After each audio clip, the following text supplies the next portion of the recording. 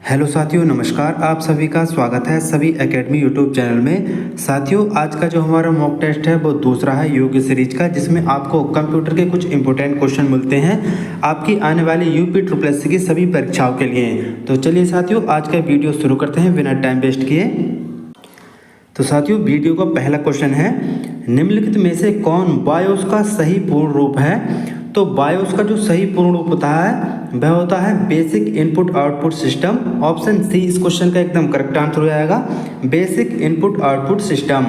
अगले क्वेश्चन की तरफ बढ़ते हैं। अगला क्वेश्चन है, निम्नलिखित में से कौन सा कंप्यूटर के हार्डवेयर का एक भाग नहीं है?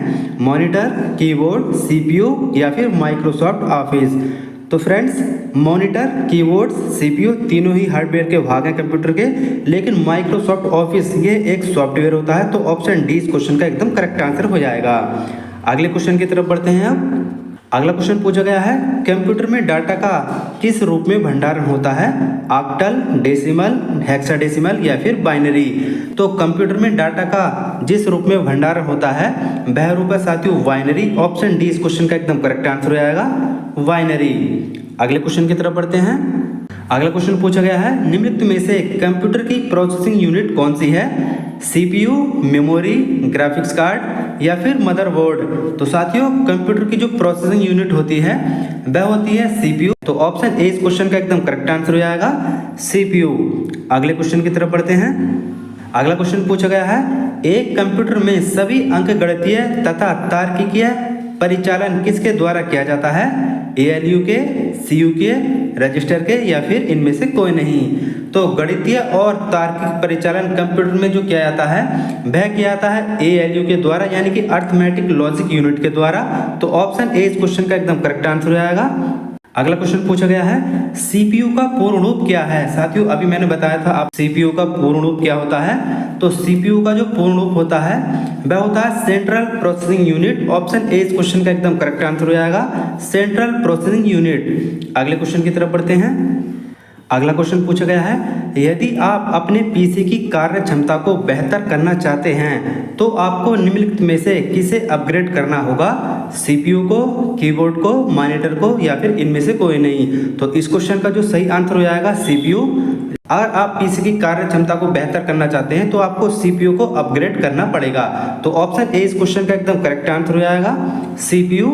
अगले क्वेश्चन की तरफ बढ़ते हैं। अगला क्वेश्चन पूछा गया है, कंप्यूटर के कार्य करने की गति को किस मात्रक में मापा जाता है? मेगाबाइट में, मेगाहर्ट्ज में, 16 बिट में या फिर मिली सेकेंड में। तो कंप्यूटर के कार्य करने की गति को जो मापा जाता है वह मापा जाता है साथियों मेगाहर्ट्ज में। तो ऑप्शन डी इस क्वेश्चन का एकदम करेक्ट आंसर हो जाएगा, मेगाहर्ट्ज। अगले क्वेश्चन की तरफ बढ़ते हैं अब।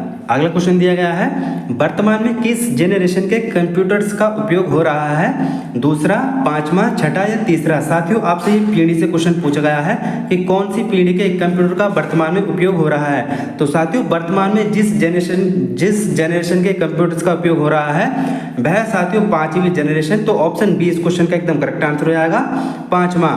अगले क्वेश्चन की तरफ बढ़ते हैं।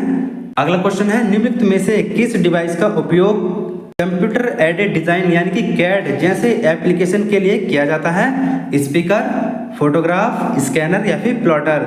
साथियों, कंप्यूटर एडेड डिजाइन यानी कि कैड जैसे एप्लीकेशनों के लिए जो उपयोग किया जाता है वह किया जाता है साथियों प्लॉटर का। तो साथियों, इस क्वेश्चन का जो करेक्ट आंसर हो जाएगा वह हो जाएगा प्लॉटर। ऑप्शन डी इस क्वेश्चन का एकदम करेक्ट आंसर हो जाएगा। तो साथियों, ये थे योग की सीरीज के दूसरे प्रैक्टिस सेट के कुछ इंपॉर्टेंट क्वेश्चन। साथियों, अगर आपको वीडियो अच्छा लगा हो तो प्लीज वीडियो को लाइक और चैनल को सब्सक्राइब जरूर कर दें। मिलते हैं साथियों अगले वीडियो में, तब तक के लिए सभी साथियों को जय हिंद, जय भारत। सभी साथियों को नमस्कार।